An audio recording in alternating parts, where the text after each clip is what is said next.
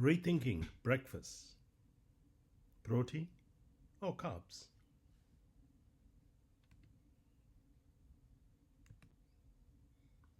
Today I want to talk about rethinking breakfast, not from opinion or trends, but from metabolic science.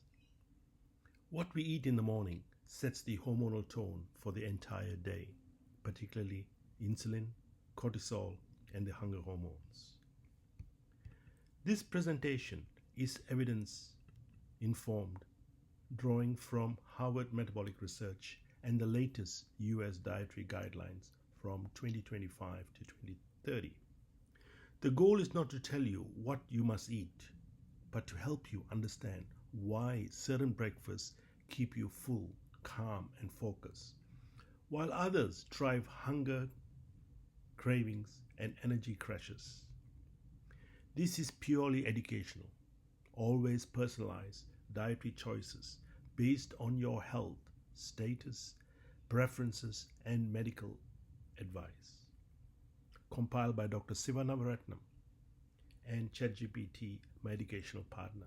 I would also like to thank my children, Deenan and Jazara, for helping me in the production of this video. This study is often misquoted, so let's be clear about what it actually showed. In overweight adolescents, high carbohydrate breakfast produced a higher insulin response, which was followed by earlier return of hunger and greater calorie intake at the next meal. In contrast, protein-rich breakfast improved satiety and reduced how much was eaten late in the day. This study does not say carbohydrates are bad for everyone.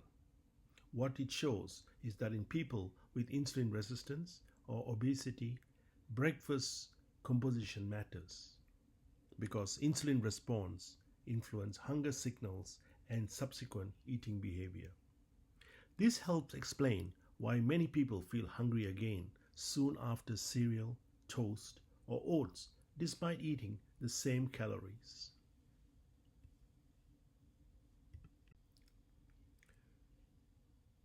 Why this matters today? This is why breakfast matters today, not in theory.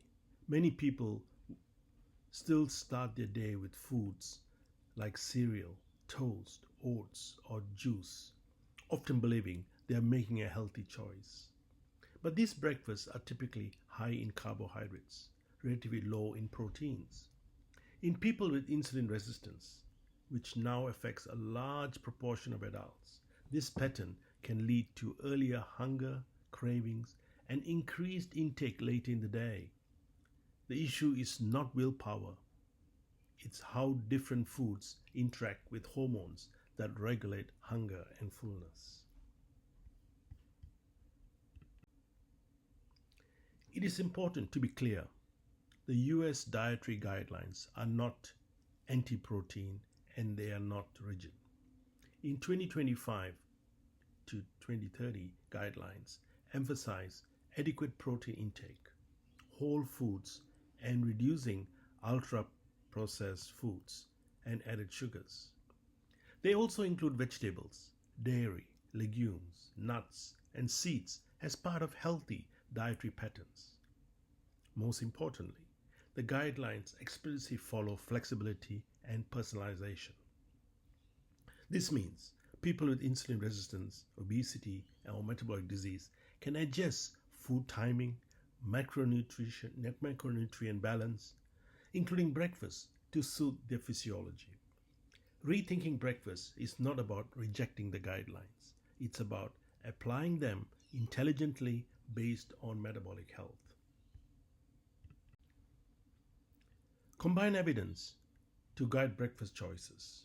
At this point, it is important to step back and clarify what we are doing and what we are not doing.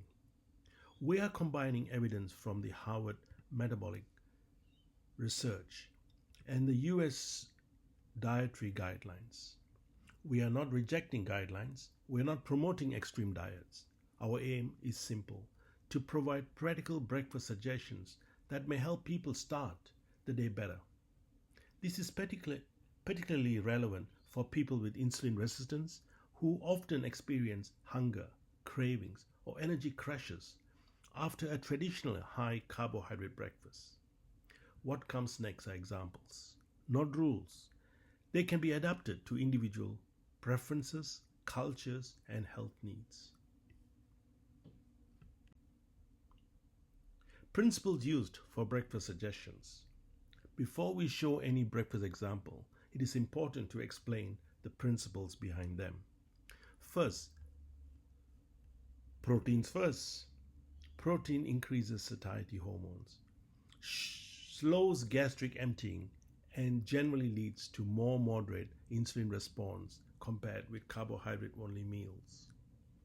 Second, fiber supports gut health and slows digestion, which helps smooth blood glucose and insulin response.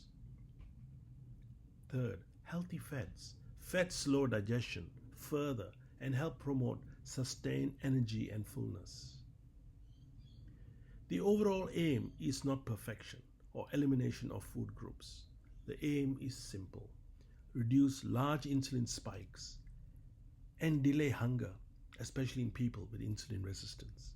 These principles can be adapted across different cultures, preferences, and dietary patterns. Breakfast ideas. Non-vegetarian. These are examples of non-vegetarian breakfasts that follow the principles we discussed earlier.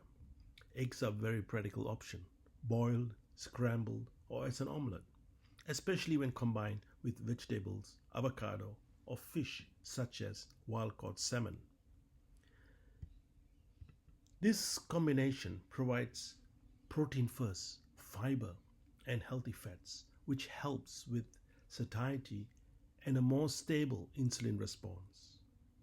Full-fat Greek yogurt can also be an option if it is well tolerated, particularly for people without lactose intolerance or digestive symptoms.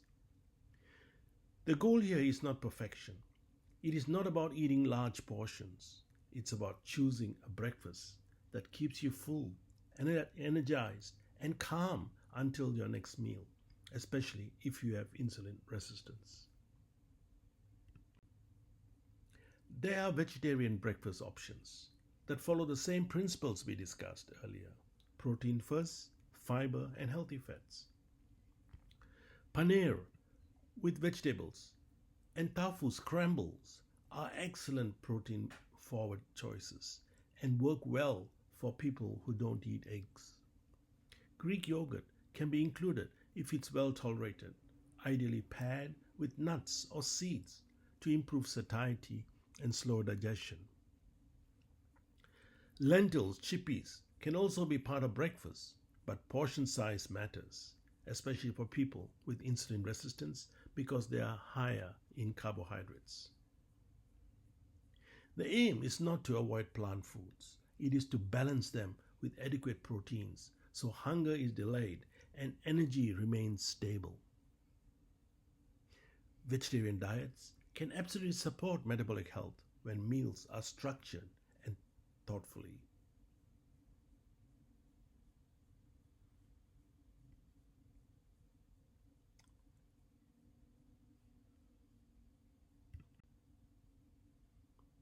This is an important clarification. Oats, cereals, bread are not bad food. They can absolutely be part of a healthy diet. The issue we are discussing is timing and metabolic context, not food morality. For people with insulin resistance, eating predominantly carbohydrate-based foods first thing in the morning may lead to earlier hunger and less stable energy. To summarize, the take-home message is simple. Starting the day with protein can help stabilize hunger and energy levels. The dietary guidelines are a framework. They are meant to be personalized, especially for people with insulin resistance or metabolic disease. By improving breakfast choices, many people notice less hunger later in the day, fewer cravings, and better consistency with their overall eating pattern. These are not extreme changes. They are small, practical adjustments. And small changes can lead to big metabolic benefits over time. Thank you for watching.